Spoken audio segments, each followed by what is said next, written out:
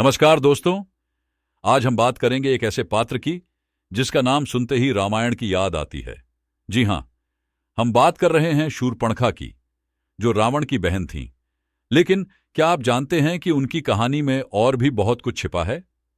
आइए इस वीडियो में हम शूरपणखा की पूरी कहानी को जानें। शूरपणखा लंकापति रावण की छोटी बहन थीं। उनके पिता का नाम विश्रवा और माता का नाम कैकसी था। उनका असली नाम मीनाक्षी था, जिसका अर्थ है सुंदर आंखों वाली। लेकिन बाद में उन्हें शूरपणखा नाम मिला, जिसका अर्थ है बड़ी नाखूनों वाली। यह नाम उन्हें उनके गुस्से और स्वभाव के कारण दिया गया। शूरपणखा बचपन से ही साहसी, बुद्धिमान और आत्मनिर्भर थीं। वह अन्य लड़कियों की तरह शांत नहीं थीं, बल्कि अपनी मर्जी की मालिक थीं। शूरपणखा का विवाह विदर्भ के राजकुमार विद्युतजिह्व से हुआ। विद्युतजिह्व एक साहसी योद्धा थे और शूरपणखा उनसे बेहद प्रेम करती थी। लेकिन उनके इस सुखी जीवन में दुख का प्रवेश तब हुआ जब रावण को उनके पति का शक्ति और साम्राज्य के लिए खतरा महसूस हुआ। रावण ने छल से विद्युतजिह्व की हत्या कर दी। इस घटना ने शूरपणखा को अंदर से तोड़ दिया।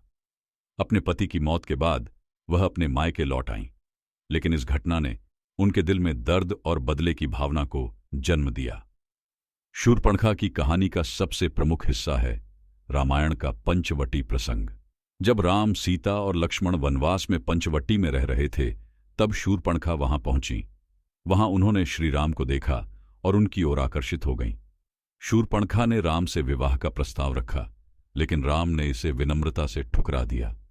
राम ने कहा कि वह पहले से ही विवाहित हैं और अपनी पत्नी सीता से प्रेम करते हैं।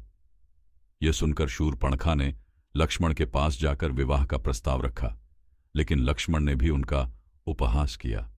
इस अपमान ने शूरपणखा को क्रोधित कर दिया।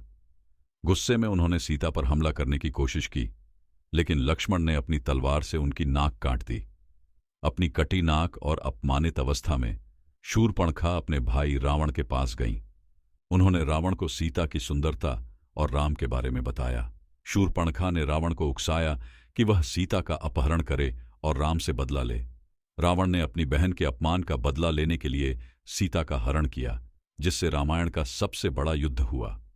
शूरपणखा को रामायण में एक नकारात्मक पात्र के रूप में प्रस्तुत किया गया है, लेकिन अगर हम उनके दृष्टिकोण से देखें तो वह भी एक इंसान थीं, जिनका दिल टूटा और जिनके साथ अन्याय हुआ। उनका क्रोध और बदला उनकी परिस्थितियों का परिणाम था। शूरपणखा केवल अपने स्वाभिमान और अपने प्यार के लिए लड़ रही थीं, लेकिन उनकी कहानी को केवल एक खलनायिका की तरह देखा गया। रावण की मृत्यु के बाद लंका का शासन विभीषण के हाथ में चला गया था, जो रावण के छोटे भाई थे। विभीषण ने लंका को एक नई दिशा दी और धर्म की स्थापना की। इस समय शूरपणखा का कोई उल्लेख नहीं मिलता, जिससे यह संकेत मिलता है कि वह या तो लंका छोड़ चुकी थी या फिर वह किसी अन्य स्थान पर अपने जीवन के अंतिम दिन बिताती रही होंगी।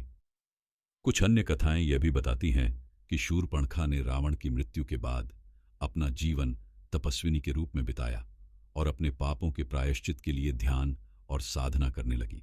शूरपणखा की कहानी केवल एक नकारात्मक चरित्र की नहीं है। यह एक ऐसी महिला की कहानी है जिसने प्रेम, अपमान और बदले की भावना का सामना किया। उनका जीवन हमें सिखाता है कि परिस्थितियों को समझना और उनसे सही सबक लेना कितना महत्वपूर्ण है। दोस्तों, अगर आपको यह कहानी पसंद आई हो तो इसे लाइक करें, शेयर करें और हमारे चैनल को सब्सक्राइब करना न भूलें।